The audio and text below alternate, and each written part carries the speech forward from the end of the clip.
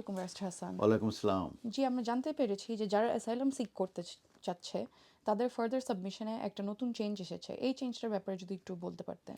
আমরা জানি যে changes to the immigration rules এটা আমাদের আহ, যে হোম সেক্রেটারি শাবানা মাহমুদ উনি পাবলিশ করেছেন অন 6 মার্চ 2026-এ, এবং সেখানে অনেকগুলি ইমিগ্রেশন চেঞ্জের কথা উনি বলেছেন। তার ভিতরে একটি হচ্ছে যে ফার্দার সাবমিশনের যে রিকোয়ারমেন্টস সেই সংক্রান্ত ব্যাপারে এবং ভ্যালিডিটির ব্যাপারে এই চেঞ্জগুলোর কথা বলা হয়েছে, এবং এই চেঞ্জটা ইফেক্টিভ হবে ফ্রম 8 এপ্রিল 2026 থেকে।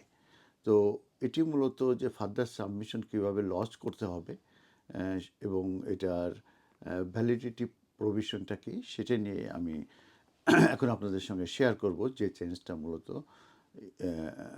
অলরেডি এসেছে এবং ইফেক্টিভ হবে 8 এপ্রিল 2026 থেকে। তো 353A একটি প্যারাগ্রাফে বলা হয়েছে যে ফার্দার সাবমিশন যে করবে তাকে অবশ্যই ইন পারসন অ্যাপয়েন্টমেন্ট নিতে হবে এবং অ্যাটেন্ড করতে হবে at a service and support সেন্টারে। আর 533AB-তে বলা হয়েছে যে যে ডেটে এই ফার্দার সাবমিশন করবে এবং সেখানে যাবে, সেক্ষেত্রে যে ওই পার্সনকে অবশ্যই কিছু রিকোয়ারমেন্টস স্যাটিসফাই করতে হবে। প্রথম হচ্ছে যে ওই যে পার্সন অবশ্যই তাকে ইউকেতে থাকতে হবে।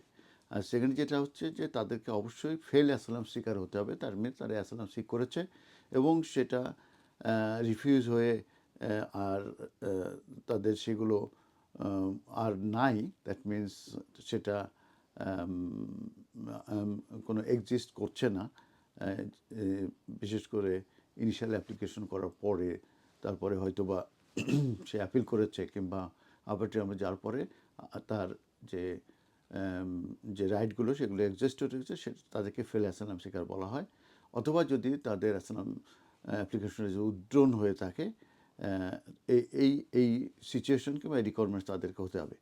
আর থার্ড যেটা বলা হয়েছে যে কোনো পার্সন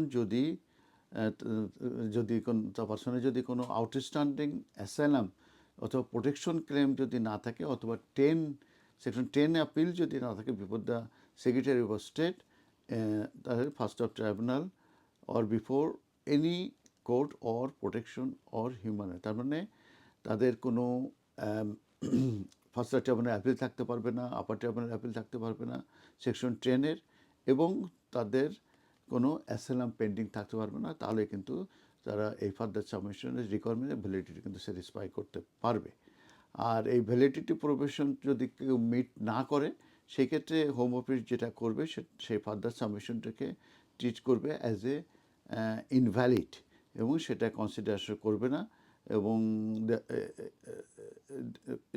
কনসিডারেশন করবে না। এই ব্যাপারে যে প্রফেশনাল সার্কামস্টেন্স আছে সেটা home office will treat further. ধন্যবাদ। ধন্যবাদ ব্যারিস্টার হাসান।